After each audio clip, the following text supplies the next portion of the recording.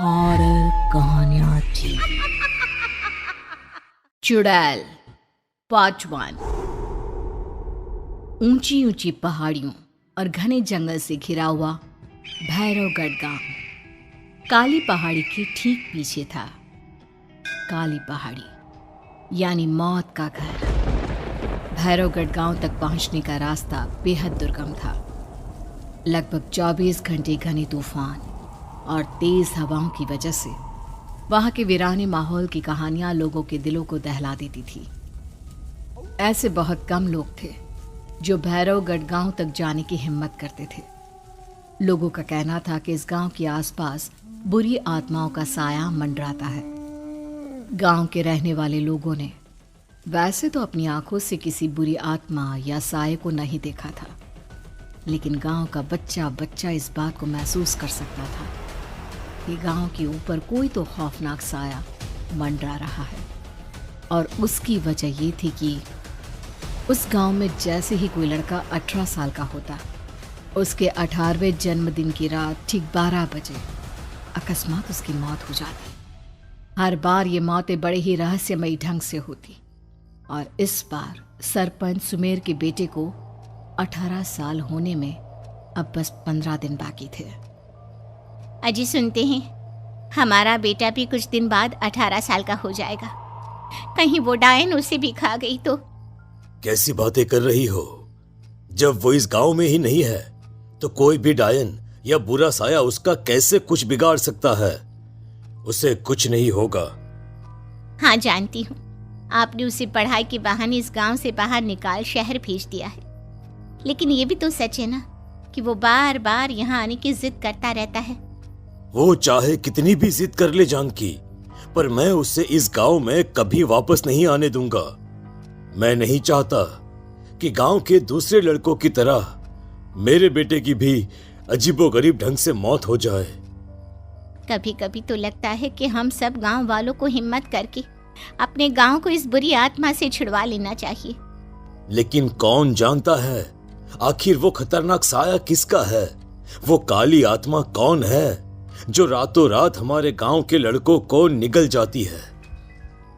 सुमेर और जानकी जब ये सारी बातें कर रहे थे तब रात के लगभग 10 बज चुके थे और हर रात की तरह भैरवगढ़ गांव एक भयानक काले तूफान की आगोश में था। बाहर चल रही तेज हवाएं और बारिश के बीच कभी कभी ऐसा लगता जैसे कोई बुरी तरह से चीख रहा है। किसी के तड़पने और चीखने की आवाजें गांव के कानों में बार बार टकराती, पर वहां रहने वाले किसी भी औरत या आदमी के अंदर इतना साहस नहीं था कि वो अपने घर से बाहर कदम रख के उन आवाजों तक पहुंच सके। सो जाओ जानकी और घर के खिड़की दरवाजे कसकर बंद कर दो। अब जानकी सब खिड़कियां ठीक से बंद करने ही लगती है कि तभी उसे अपने घर के दरवाजे पर जोर जोर से खटखटाने की आवाजें सुनाई देती है। इन आवाजों को सुनकर जानकी और सुमेर के चेहरे डर से पीले और हाथ पैर ठंडे पड़ जाते हैं। जानकी, जानकी, इतनी रात कौन होगा? पता नहीं, ऐसा लग रहा है कोई बुरी तरह से दरवाजा खटखटा रहा है। अरे हाँ, पर किसी की आवाज भी तो नहीं आ रही। क्या करूं? दरवाजा खोल लूं या नहीं? कहीं ऐसा ना हो कि किसी को हमारी मदद की जरूरत हो।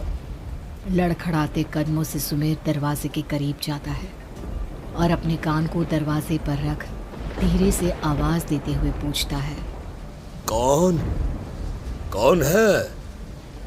कौन है वहां? तभी एक बेहद डराने वाली आवाज उसके कानों से टकराती है। दरवाजा खोलो, दरवाजा खोलो, वरना आज की रात इस गांव में कोई जिंदा नहीं बचेगा। मैं जानती हूँ तुम्हारा बेटा 18 साल का होने वाला है। अगर उसकी जान की जरा भी परवाह है तो दरवाजा खोल दो। इस आवाज को सुनते ही सुमेर घबराकर पीछे हट जाता है और जानकी को पूरी बात बताता है। कहीं वो वो डायन हमारे घर तक तो नहीं पहुंच गई। अब हम क्या करेंगे? मुझे दरवाजा खोलना ही होगा जानकी। मेरे पास अब कोई रास्ता नहीं है। इतना कहकर सुमेर डर से अपनी दोनों आंखें कसकर बंद करता है और कांपते हाथों के साथ झटके से दरवाजा खोल देता है। तभी किसी के जोर से हंसने की आवाज सुमेर और जानकी को सुनाई देती है। उस आवाज को सुन दोनों दरवाजे की तरफ देखते हैं और सामने अपने बेटे राहुल को खड़ा देख दंग रह जाते हैं। राहुल के हाथ में उसका मोबाइल होता है जिसमें से वो आवाज बज रही थी। ये क्या मजाक है? और तू यहाँ, तुझे मना किया था ना गांव में आने को, समझ में नहीं आता क्या? 18 साल का होने वाला है तू। माँ, आप लोग भी पता नहीं किन अंधविश्वास भरी बातों पर भरोसा करते हैं।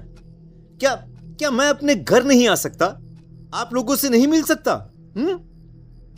देख बेटा, हमने तुझे किसी वजह से ही इस गांव से दूर रखा था और यहां आकर तूने अच्छा नहीं किया।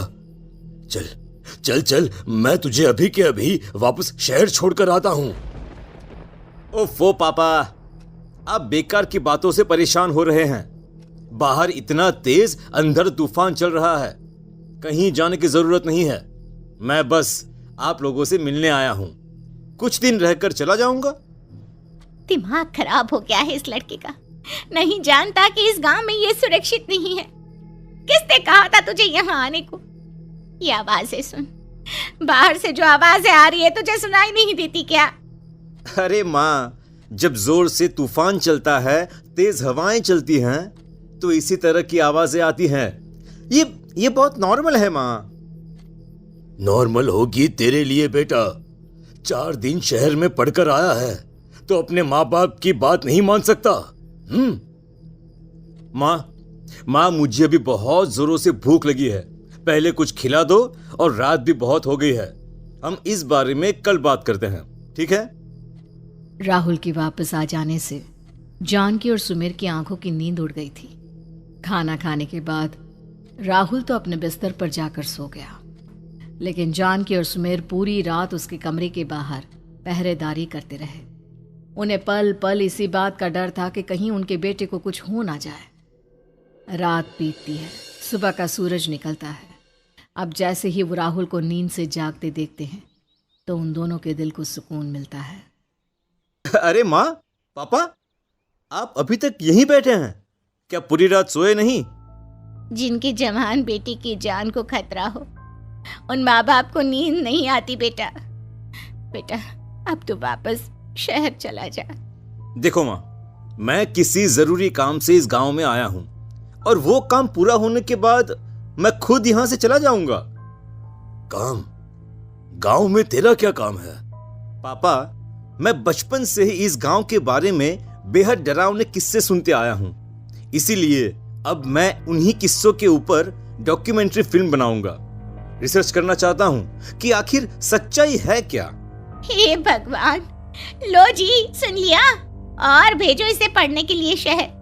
मैंने आपसे पहले ही कहा था, मेरी बहन के पास दूसरे गांव भेज दो। ना ये शहर जाता और ना उल जुलूल की बात इसके दिमाग में आती। जानकी और सुमेर राहुल को समझाने की बहुत कोशिश करते हैं, पर वो किसी की बात नहीं सुनता और अपना कैमरा लेकर गांव की पास वाली काली पहाड़ी की तरफ निकल जाता है। अब राहुल जैसे ही काली पहाड़ी पर पहुंचता है, उसकी नजर पहाड़ी के ठीक बीचों बीच बनी एक पुरानी झोपड़ी पर पड़ती है। यहाँ भी कोई रहता है क्या? ये इंटरेस्टिंग होगा। राहुल की आवाज पहाड़ों से टकराकर उसके कानों में सुनाई दे रही थी। उसने चारों तरफ का नजारा देखकर वहां की तस्वीरें अपने कैमरे में उतारना शुरू कर दिया। तभी अचानक राहुल ने अपने कैमरे में खींची हुई तस्वीर को जूम करके देखा और उसमें उसे जो नजर आया वो देखकर राहुल के होश उड़ गए। क्या सचमुच उस गांव के ऊपर किसी बुरी आत्मा का साया था? क्या राहुल की जान बच पाएगी? क्या देखा था राहुल ने उस फोटो में जिसे देखकर वो दंग रह गया? इन सवालों के जवाब जानने के लिए देखिए इस कहानी का अगला भाग।